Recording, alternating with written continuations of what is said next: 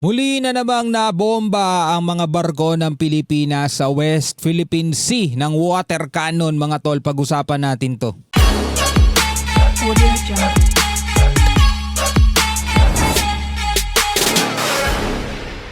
Magandang araw sa inyong lahat. Welcome po ulit sa ating bagong video, reaction, review, commentary, opinion, criticism at kung ano-ano pa. Kung bago ka pa lamang dito sa ating YouTube channel, syempre huwag mong kalimutan mag-subscribe.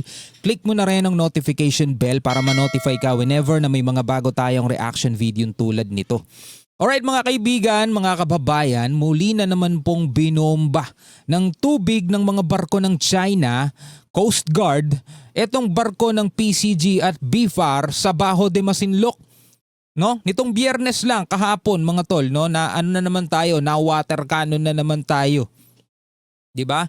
Biruin niyo mga kapatid, nung sila ang lumapit dito sa Ayungin Shoal, no?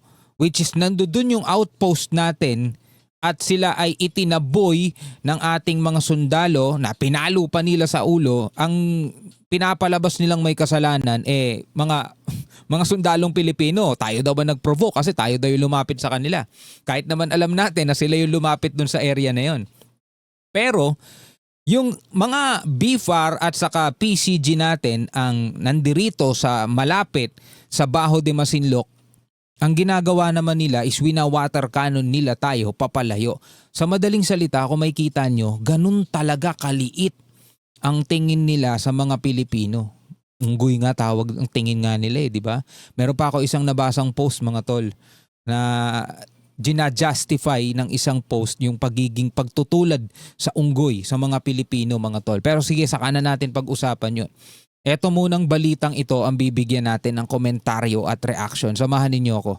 Muli na naman binomba ng tubig ng barko ng China Coast Guard, ang mga barko ng Philippine Coast Guard at Bureau of Fisheries and Aquatic Resources malapit sa Baho de Masinloc kaninang umaga. Alam ko marami sa inyo ang sawa na makapanood at makapakinig ng mga ganitong balita. Pero mga tol, maganda tong mga ganitong balita. Alam nyo kung bakit? Kasi dito natin talagang mapagkakaisa ang mga Pilipino. Bagamat may mga gustong bumitaw doon sa kaisahan, like for example yung mga Pilipinong hindi naman talaga Pilipino ang kanilang minamahal, mga pro-China nga di ba? Pero para na lang doon sa mga tunay na mga Pilipino, kahit tayo na lang yung mga tunay na Pilipino, regardless kung ano ang sinusuportahan mong political colors, okay lang yan. Basta pagdating sa ating bandila, sana iisa kulay natin. No? Sana tayo mga tol, magkaisa tayo. Hindi naman natin kailangan makipag-away at makipaggera sa kanila Kumbaga manindigan lang tayo. Atin yan West Philippine Sea, 200 nautical miles yan. Hindi natin inaangkin, hindi natin drawing yan. Yan ay pinapaboran ng international law. Madeline Villar Moratillo para sa balita. Kitang-kita sa mga video na ito ang pagbomba ng tubig ng mga barko ng China Coast Guard sa mga barko ng Philippine Coast Guard at ng Bureau of Fisheries and Aquatic Resources o BFAR. Malapit yan sa Baho de Masinloc. Nadudumihan ba sila sa ating mga barko at kinakarwash nila, nililinis nila? Boat wash? Bago ito, kahapon ay nagkaroon na rin ng parehong insidente malapit sa BDM sa unang araw ng humanitarian mission ng BFAR kasama ang PCG. Biruin nyo humanitarian mission. Pero ayaw nilang paniwalaan yung humanitarian mission na yun. Para sa kanila, yun ay pagpapanggap lang. Hindi totoong humanitarian mission yun. Kahit naman ang ginagawa ng BFAR dyan, ginagawa ng PCGs, nagbibigay ng oil subsidy, mga namimigay ng gasolina sa mga mangingisda, diesel. Diba? Para yung mga mangingisda hindi na sila gumastos pa para doon sa gasolina. Lalo na ngayon, napakamahal ng diesel ngayon mga tol, napakamahal ng gasolina ngayon. Yung kinikita nila doon sa mga nahuhuli nilang isda is para na lang sa kanilang pamilya. Hindi na nila kailangan gumastos pa ng extra para sa kanilang gas. Kasi yung mga motorboat nila syempre gumagamit ng gasolina yan. Diba? Napakalaking bagay nung tulong na yun para sa mga mangingisda Pilipino. Pero tignan nyo ginagawa nito mga Tsekwa. Ay naku po. Sabi ni Commodore J. Tariela, tagapagsalita ng PCG sa isyu ng West Philippine Sea, nangyari ang panibagong insidente na ito kaninang umaga.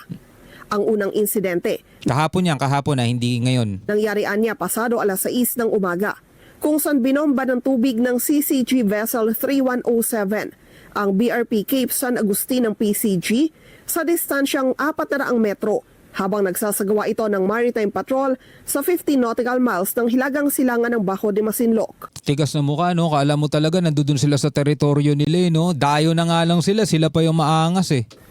Bago ito, 6 na barko ng China anya ang bumuntot sa BRP Cape San Agustin.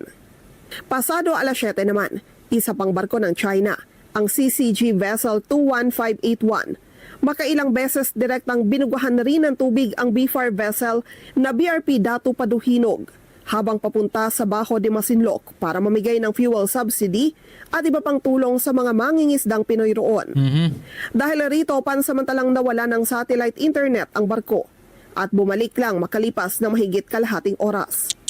Lumapit na rin ito sa barko ng BFAR at nagsagawa ng delikadong pagmaniobra sa 7 metrong distansya mula sa port bow ng BRP Datu Paduhinog. Again mga tol, ang mission dyan ng BIFAR at ng PCG is magmigay ng fuel subsidy para doon sa mga mangingisda. Na-explain ko na kanina kung ano ang tinutulong niyan, kung ano ang nagiging tulong niyan sa mga mangingisda natin. Lalong-lalo na mga tol na sobrang merong problema tayo sa pandaigdigan dahil nga sa nangyayaring gera dito sa Middle East. Alam naman natin, mahal ngayon ang presyo ng gasolina. So yung mga ganitong bagay, maituturing talaga nating humanitarian mission kasi yung kinikita ng mga mangingisda, imbis ibili pa nila ng mahal na gasolina, nakukuha na lang nila yon. Para na lang yon sa kanilang pamilya. Kasi buwis buhay din mga tol yung pangingisda nila, di ba? Minsan naaabutin pa sila ng kalamidad. Napakahalayo niyan mga tol. Inaabot din sila ng 2 linggo sa laot niyan bago sila makabalik sa kanilang mga pamilya. Ganong katagal. Imagine mo yung sacrifice na yun, 2 linggo mo hindi makikita yung pamilya mo, di ba? Tapos hindi pa sila makalapit doon sa Bajo de Masinloc dahil nga inagaw na ng China yun, inaangkin na nila yun. Ngayon, yung mga nahuhuling isda na mga mangingisda natin, mga tol, bebenta nila yon, tapos kung walang fuel subsidy, bibili pa sila ng gasolina ulit para makapalaot pa ulit sila, di ba? Napakahirap ng kalagayan nila. Sabi ni Tariela, nagpatay ng Automatic Identification System o AIS ang mga barko ng China kanina. Isang paglabag sa International Regulations on Safety Navigation. Wala naman talagang sinusunod yung mga yan eh. Puro paglabag naman na talaga ginagawa ng mga yan eh. Hindi rin pinaligtas maging ang isa pang barko ng BFAR na BRP Datu Cabaylo na binomba rin ng tubig ng barko ng China. Sa kabila ng mga pangaharas na ito, naging matagumpay pa rin naman anya ang ginawang humanitarian mission sa BDM. Sa isang pahayag, sinabi naman ni Chinese Embassy Deputy Spokesperson Go Wei na ang barko ng Pilipinas umano ang iligal na pumasok sa kanilang teritoryo. Siyempre, alam na natin yun. Alam na natin yun mga tol. Ang barko ng Pilipinas ang iligal na pumasok sa kanilang teritoryo. Wow! Bagong water cannon, makailang beses umanong nag-warning ang China Coast Guard. Madilim. Ngayon mga tol, hindi natin masyadong i-elaborate na yan. Alam ko na kuha na ninyo ang mensahe na kawawa na naman talaga Pilipinas. Ano? Kawawa na naman talaga tayo. Kailan kaya tayo magiging malakas? Kailan kaya tayo magiging hindi na inaapi? Hindi na ginaganyan-ganyan ng ibang bansa? Kailan kaya? Comment kayo sa ibaba mga tol. Hanggang sa muli. Peace out.